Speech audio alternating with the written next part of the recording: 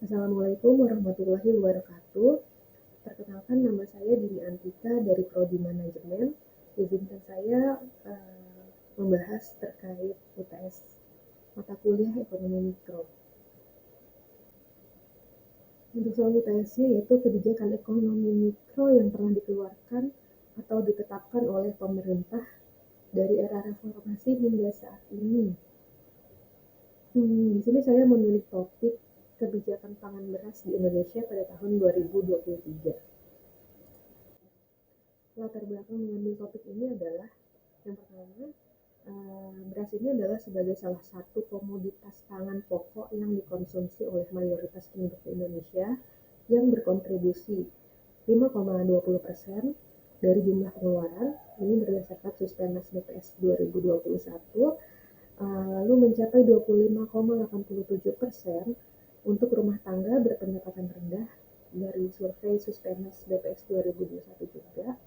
Lalu beras sebagai penyumbang bobot inflasi terbesar sebesar 3,33% pada tahun 2022. Sumbernya dari Suspenas BPS 2022.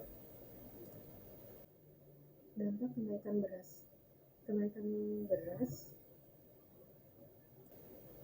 kebijakan pangan beras, yaitu visinya. Nah, dalam penentuan kebijakan pangan beras, pemerintah membuat surat keputusan berdasarkan keputusan Kepala Badan Pangan Nasional Republik Indonesia nomor 1 KS 0202K 1 2023 tanggal 4 Januari 2023. Dampak positif dan negatif terkait stabilisasi pasokan harga dan pangan beras di tingkat konsumen 2023 dari sisi ekonomi mikro. Di sini kita bisa melihat dampak positif dan dampak negatifnya. Dampak positifnya yaitu dengan adanya regulasi ini, maka pasokan dan harga beras, fluktuasi harga dapat dikendalikan sehingga tidak terjadi lonjakan yang drastis, serta memberikan rasa aman kepada konsumen karena mereka dapat memperkirakan pengeluarannya untuk kebutuhan pangan dengan lebih baik.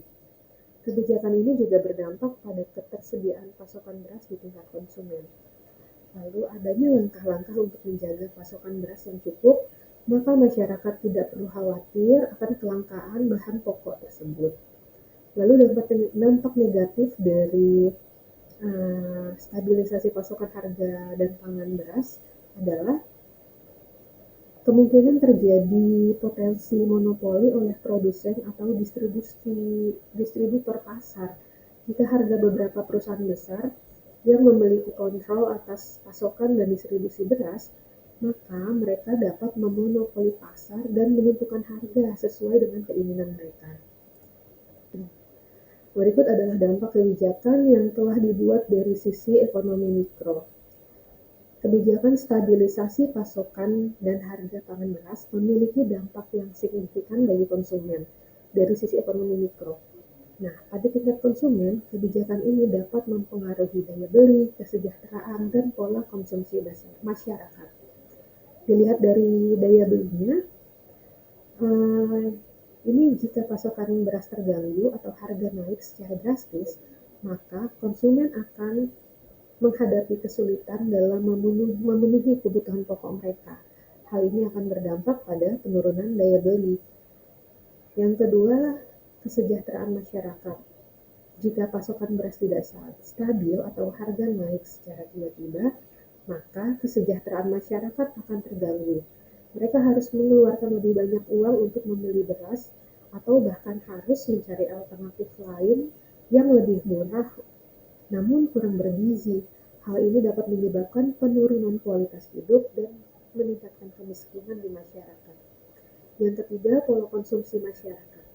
Jika harga beras naik secara signifikan, maka konsumen cenderung akan mencari alternatif lain sebagai pengganti nasi sebagai sumber karbohidrat seperti umbi-umbian, jagung, dan lain-lain.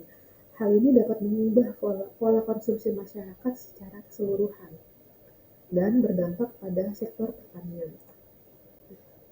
Berikut adalah data harga beras Dari November 2018 sampai 2023 saya dapat dari databooks.katadata.co.id. Di sini kita melihat harganya mengalami peningkatan ya, dari 10.800 di Januari 2018 sampai terakhir itu sekitar 11.000 sekian untuk beras biasa, dan untuk beras premiumnya dari 12.500 sampai terakhir harganya sekitar 13.500 sekian.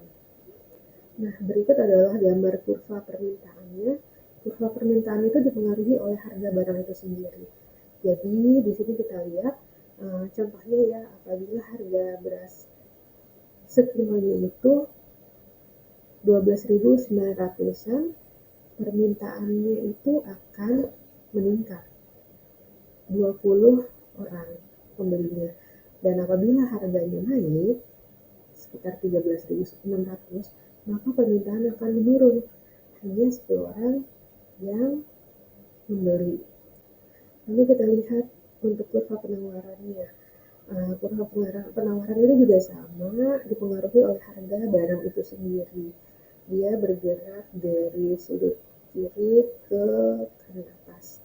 Kita lihat ya, apabila harga beras itu turun, berarti penawaran ikut turun karena produsen tidak perlu menawarkan banyak ke konsumen.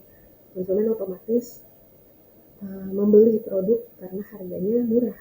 Dan apabila harga beras tersebut naik atau mengalami kenaikan, misalkan dari 12.000 menjadi 13.000, maka penawarannya semakin banyak karena produsen harus menawarkan lebih banyak produknya sehingga daya beli konsumen bertambah.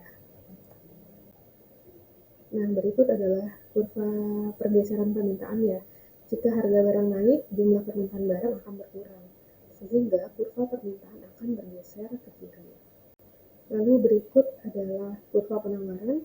Nah, jika harga barang naik, produsen akan cenderung menawarkan lebih banyak barang ke pasar, sehingga kurva penawarannya akan bergeser ke kanan.